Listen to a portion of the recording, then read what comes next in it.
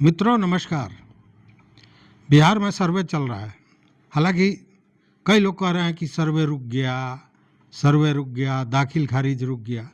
यह सब जो बातें आ रही हैं ये सब मन का उपजा हुआ, अपने मन की उपजी हुई बातें हैं। इस पर ध्यान देने की ज़रूरत नहीं है।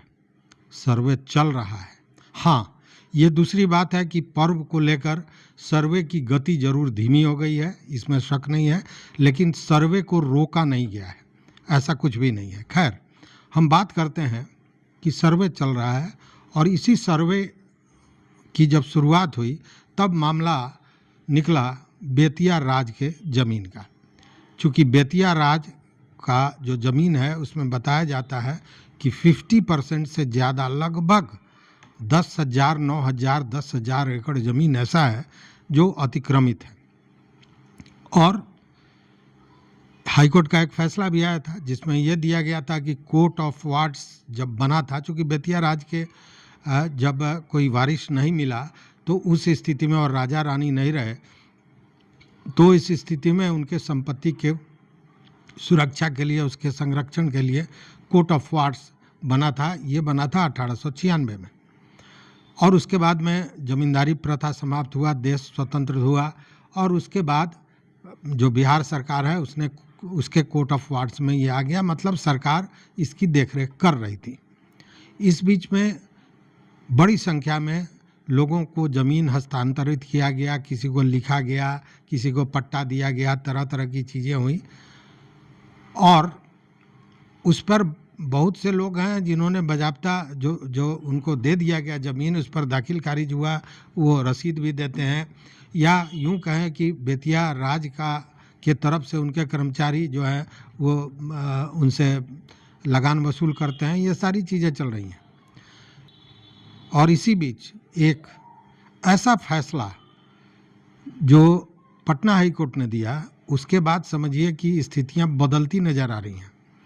और ये उन लोगों के लिए है जिन्होंने बेतिया राज से या किसी भी तरह से सरकारी ज़मीन को एन केन प्रकारेण किसी भी तरह अपने नाम से करा लिया और जमाबंदी बना ली, तो उनके लिए ये बड़ी सकून की खबर है। अब ये खबर क्या है, ये देखिए। खबर यह है कि एक मामले में सुनवाई करते हुए पटना हाई कोर्ट ने कहा कि अगर किसी रैयत का ज़मीन है और उसकी जमाबंदी हो गई, मतलब जमाबंदी हो गई तो रैयत हो गया, उसका मालिकाना हक हो गया।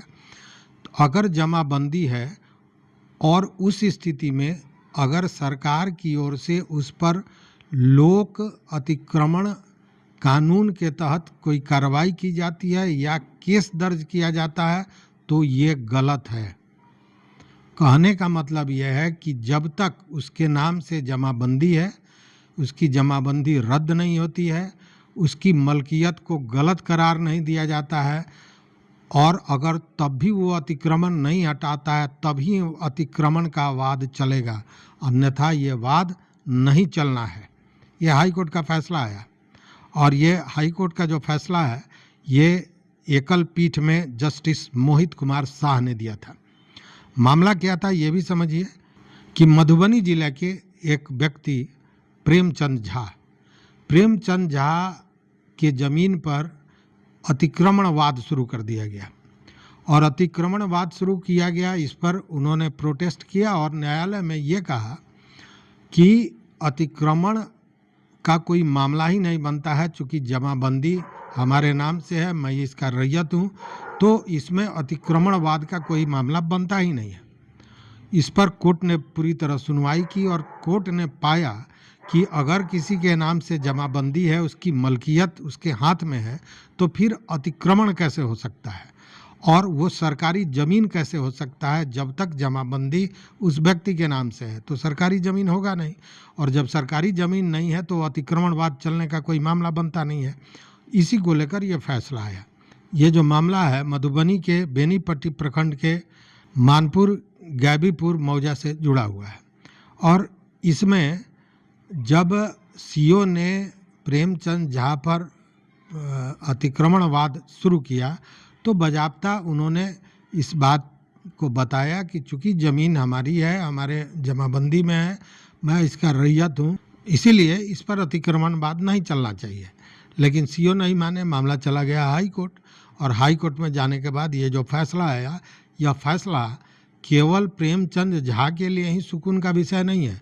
ये सुकून का विषय उन सारे लोगों के लिए है जो किसी ज़मीन पर हैं, उनकी जमाबंदी है, और अब ये कहा जा रहा है कि ये सरकारी ज़मीन है और उनको अतिक्रमण से मुक्त करने की बात की जा रही है।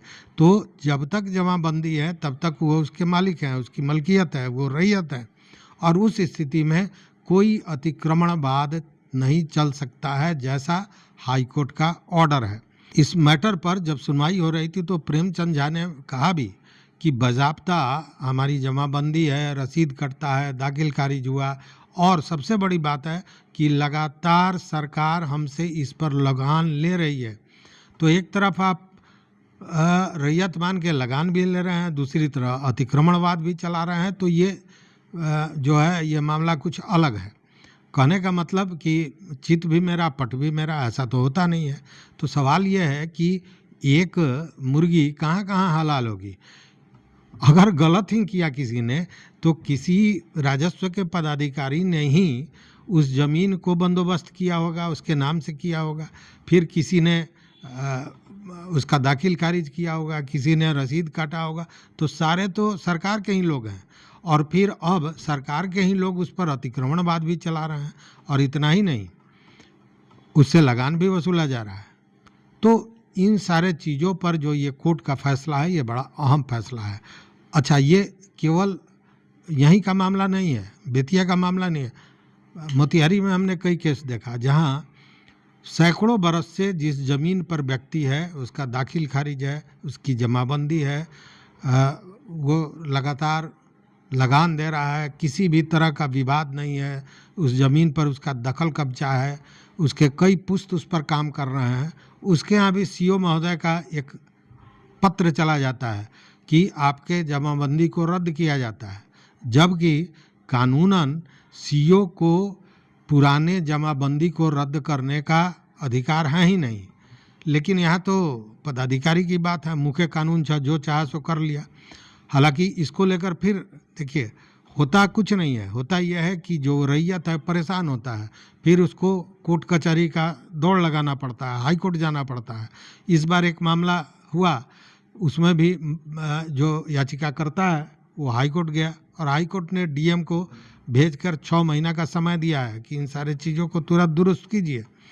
तो स्थिति यही है कि जब भी विभाग अपने ज़मीन को या सरकारी ज़मीनों को चिन्हित करने की बात करती है, तो चिन्हित करने के बजाय जो दबंग लोग हैं, उनके पास ज़मीन है, उनके बजाय उन लोगों पर ज़्यादा विभाग या कर्मी हावी होने लगते हैं जो जिसके विषय में वो जानते भी हैं कि इन्होंने कुछ गड़बड़ किया है, और वो गड़बड़ कराने वाले भी वही लोग हैं, उन पर ज़्यादा हावी होते हैं।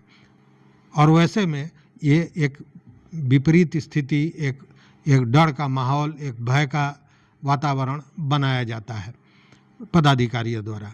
लेकिन ये जो हाई कोर्ट का फैसला आया था, इस पर माने सच मानिए तो सरकार के लिए बड़ा झटका है, क्योंकि जिसको सीधे किसी का है और उसको कह दिया कि अनाबाद बिहार हो गया, ये सरकारी ज़मीन हो गई, ये सब कुछ नहीं कर पाएंगे।